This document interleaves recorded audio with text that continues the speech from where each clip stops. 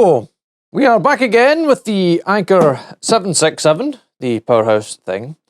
And in the previous video, it was a long enough video and I missed out quite a lot of points about this thing that I should have included in the previous video.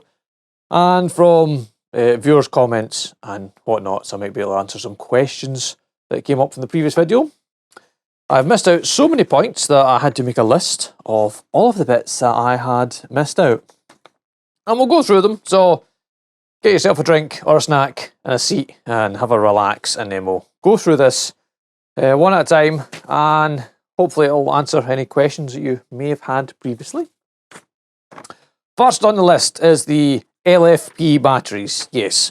So when we had it apart, we got as far as, well, not quite seeing the whole battery thing, but we saw the battery pack and it said lithium ion on it. Now, lithium ion covers all of them, whether it be the lithium ferrous phosphate or nickel, manganese, cobalt, or any of the other flavors of lithium ion batteries. They are all lithium ion batteries. Whether it be the ones that explode in the small power packs. I don't have one here, but you know what I mean. Like the sandwich cells or any of them. They're all lithium ions. They're all the lithium ion batteries are lithium ion. So that's that. So this has the LiFePO4, is that, or the LFP, the life batteries. The ones that do 3,000 cycles and that, you know, over their, whatever that brings them down, they're 80%, so they outlast the other batteries.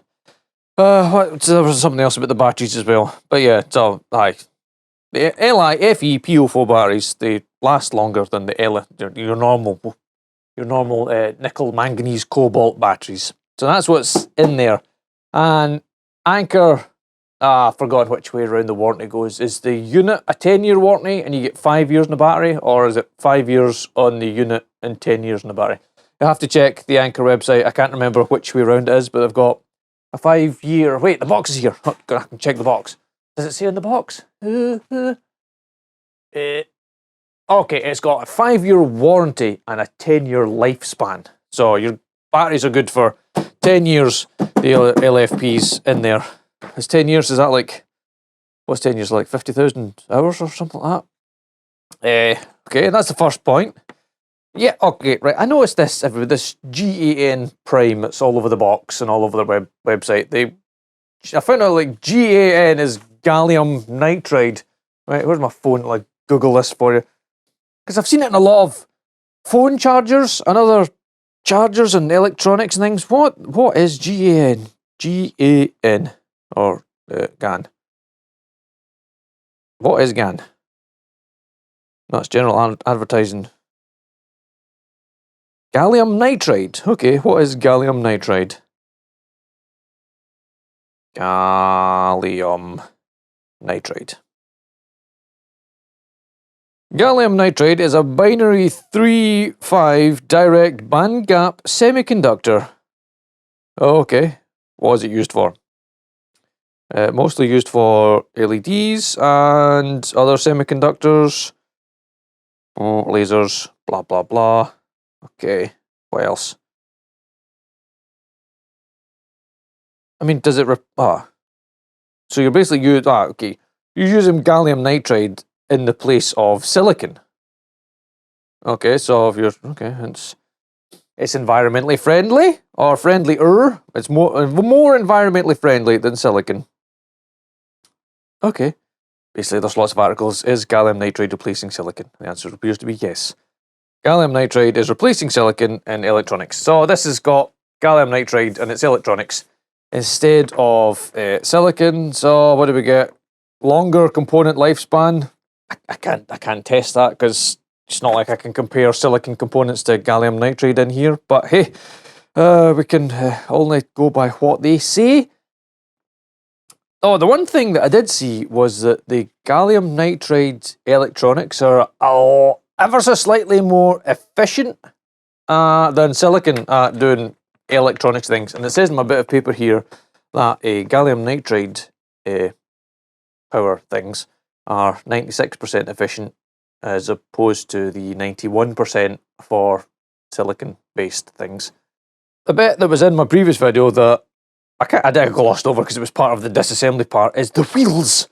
These wheels have got bearings in them. They're not just a metal rod into your plastic wheel. These wheels have actually got a bearing in them, so should they fail, although Anker claims they are rated for 186 miles or 300 kilometers of travel. But even if it did fail, you can just take the wheel off and then change the bearing out. It's like a skateboard, skateboard wheel bearing. It's just a typical off-the-shelf bearing you can replace, should that ever happen. But the other bit, did I mention the plastic housing in the previous video? I'll put a clip if I did, but I'm sure it's polycarbonate, ABS polycarbonate, and it's durable. We'll call it durable. That's fairly durable. Yeah, okay. Look at that, lovely. I don't recommend you hit your Anker power supply with a hammer, but I've not been treating this baby style. This has been getting bashed about in the pickup, dragged around.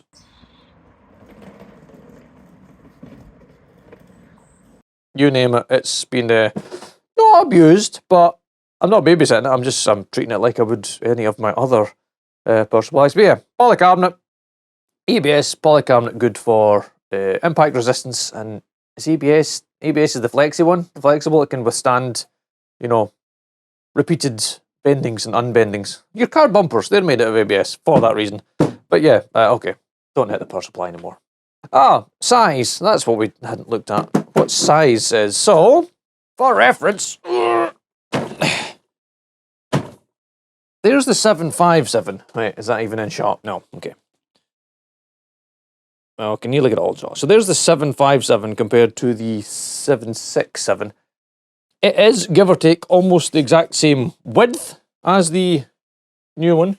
If I slide it along, the 767 is ever so slightly longer, and if I put them down next to each other, the 767 is a taller unit. So they will fit into the same, I don't know, let's say you had made a space in your truck that you could slide this into. Well, they're both the same width, so that'll slide into the same space as this, but obviously being a bigger unit with longer lasting batteries and bigger batteries, it will take up more space than the other one. Also, that one's a lot lighter than that one, but then again, we're back to because it's got more batteries, bigger batteries, and longer lasting. I didn't mention any of the recharging of it last time, but the 767, on the DC solar side, it can take up to 1,000 watts of input. I don't even have 1,000 watts worth of solar panel to connect to it, but I have ordered adapters that will let me plug in all of the solar panels that I have into one unit, and then, well, once it's actually sunny enough for us to do any solar panel things, I'll get all my solar panels and plug them in and see what that gets. But it's supposed to take 1,000 watts of solar, which what's it supposed to do is, so that means you can go from 0 to 80% recharge in like 2 hours with, if you have 1,000 watts worth of solar power. Same goes for charging via, wait a minute, let's unplug a power supply, plug this in the back. The mains power, your out the wall socket receptacle. Because I think this goes all the way up to like 2 and a bit kilowatts. Where is the plug on the back? There it is. If I could get my thumb in the hole. Have we plugged that in? It is turned on. Right. Woo! So I have been using it, so we've got it down to 75%. So let's see what wattage it goes up to on the recharging. Here's 1,000 watts. So it's currently charging at 1,000 watts, and it'll be fully recharged in half an hour. Now remember, we're charging at 75% here. And for anyone that's new to lithium battery technology, you can charge them really fast between 0 and 80%. That you can thunder as much current into those cells as you can manage. The last 20% of charging is where the cells do all the balancing and making sure all the cells are safe and all at the same voltage. The same goes with your electric cars. You can rapidly charge them right up to 80%, and then the longest bit is it sitting there when it's doing all the balancing and the cell chemistry and getting all that right. So if this was a lot flatter, it could charge at a lot higher wattage to get it the bulk of the charge done. But we're at 75%, so it's basically only trying to charge like 70, not 75, the 5% quickly. So it will now do its thing where it'll optimize the charging rate and the batteries. Also, it's only 9 degrees in here. That's another thing you have to take into account is temperature, because the battery chemistry charges best at a band of temperature, and we're not outside that band, but we're kind of at the low end of charging. But it's still doing it, so it's charging there. So that'll be back up to full power in 0.8 hours, so just under an hour.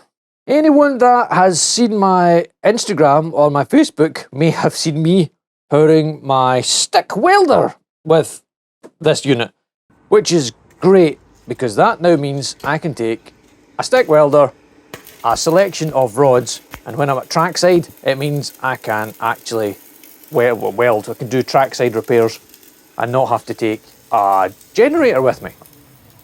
These generators are loud and noisy and obnoxious, but I can take this and I can weld and we can do Trackside repairs. I'm not saying you're building bridges with this, you're not running foot-long beads with your welder, but for putting things together, ball joints, you know, track rod arms or bumpers or your cage or things like that, you're putting things back on the car that have fallen off, yeah. So this will power a welder, which I was really, really impressed with because I saw a picture of a competitor's one. They had a man welding in the picture. I'm like, is that real? Is that really a thing? Like a 100 amp welder? Is that? Oh, I did the maths and I should be able to run like 80, 90 amp maximum out of this unit, and that's enough for like 2.5 mil rods and welding the vast majority of what I need to put back together at the side of the track. Don't really need to be welding big heavy stuff. And obviously, should I want to, I could take a MIG welder as well, do it that way, but using the cheapest stick welder you can get off Amazon, it plugs in fine and runs actually surprisingly nice beads. Well, nice for me beads, that is. So I'll leave any links and things to this and whatnot down in the comment in the description. And if you have any questions, comments, or any more questions about it, just leave them down below and I will try my very best to answer them. And as always, thanks for watching.